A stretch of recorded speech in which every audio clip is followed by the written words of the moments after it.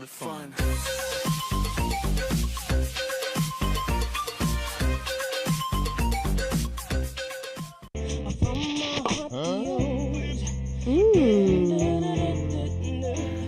All right, so you might think that most couples have the big, important relationship conversations before they say their vows.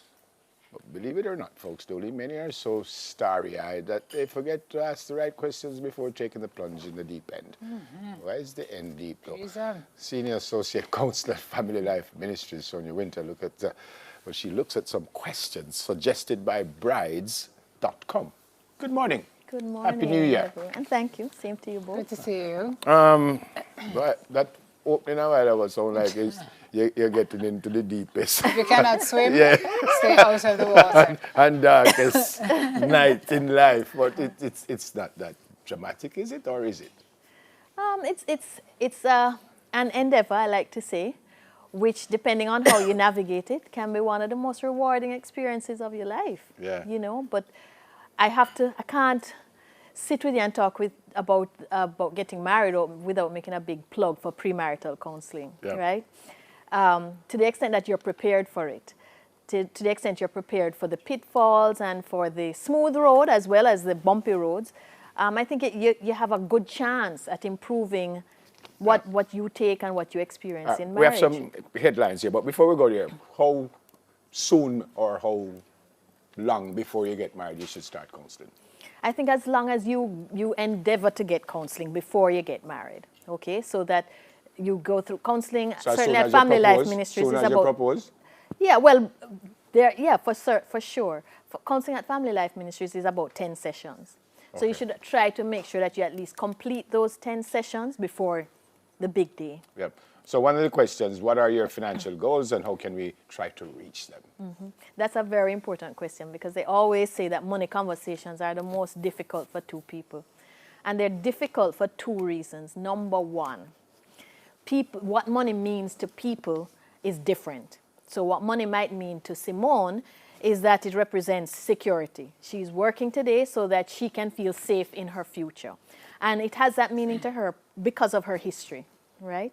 Whereas for Neville, money might mean to you an opportunity to live a quality of life now that maybe you never had before. So that's two very different approaches to money. The fact that I would want to get married to her, the fact that I propose to her, would I not know where she is and she know where I am? You ought to know. You ought to know, but it can be a delicate conversation because what often happens is that once two people disagree on such a fundamental thing as money, it's a difficult conversation to have. And isn't it true, Miss Sonia, that right now that is probably the number one reason that most marriages break up is financial? It's differences in the conversation. So I think that we have a different approach to money in and of itself is not the problem. It's our inability to negotiate that difference with each other. Okay. What's the next so one? we're looking at how can I help when you're stressed. Very important. Of course. Yeah. But what I always say to couples, is when you're living with somebody full time, it's almost like because they're different to you, they hold up a mirror to you. And so sometimes you don't even know how you're going to deal with this intimate other when you're stressed until you're in the situation. And so hopefully that's a question that you would have been able to answer through experience of being with this person. And does it matter the reason I'm stressed? It sure does, of course, Neville. The thing what in premarital counseling, again, we try to help couples to have conversations about stressors outside of the relationship and stressors that are created within the relationship. And I think the question also could be, how can I help not to stress you? But that's another thing. It's true. Is it not true, Miss Ito? Talking truth. Next one. Do you want children? Oh, that's What a would you big do one. if we struggle to get pregnant? That's a big one. Because a lot of people don't find out they can't have kids until after the ring is on. That's And exactly then what? true. That's exactly true. And then that's when they realize it's, when you want something and you can't have it is when almost like you want it several factors more than when you first started out, And sometimes a couple may be able to pursue other ways of having children, such as in vitro or not. You know, that's an expensive undertaking, and that's a conversation you want to have before. Are we willing to do that? It's a very emotionally draining experience, extremely draining. Surrogacy, are you willing to do that? Are you willing adoption, to do that? are you willing to do How do you feel about adoption? People have very strong views about adoption, you know. This and one, so that is an important conversation. The next one, I'm not rushing it, but we don't have a whole lot of time. So the next one, I could see myself having difficulty with this one. What's your communication style? I don't think I'm the easiest guy to, on certain matters, What to I would ask you, communicate Neville, is there are two important arenas in which you have to learn to communicate. And it's how do you communicate when things are going well? In other words, when we're connected and we're linked, do I communicate to you regularly any affirmations, how I feel about this relationship, or do I kind of expect you to know all the time and so we're silent? You know, am I comfortable sharing with you how I feel about you and how I feel about our life together? Because that's an important thing to do when things are going great, because it's almost like fuel in the car that prepares you for the bumpy road. So that's number one. Number two, how do you communicate when you hit the bumpy road? How do you communicate when you're stressed? How do I communicate when I'm angry at you? You know, do I attack you or do I withdraw completely? That's you me. know, you withdraw completely. That's called stonewalling. I don't talk at all when I That's get called into stonewalling. Gosh, And how come I it's don't get that treatment destructive. from you? All right, I'll work it out, honey. What's the next one? I'd love to give you the opportunity to work through that, though, Neville, because there are ways to handle that. She's offering you counseling. Well, I'm offering you tools. Yeah, me 66 though. I don't think we can change that much so quickly. Right. What are your deal breakers?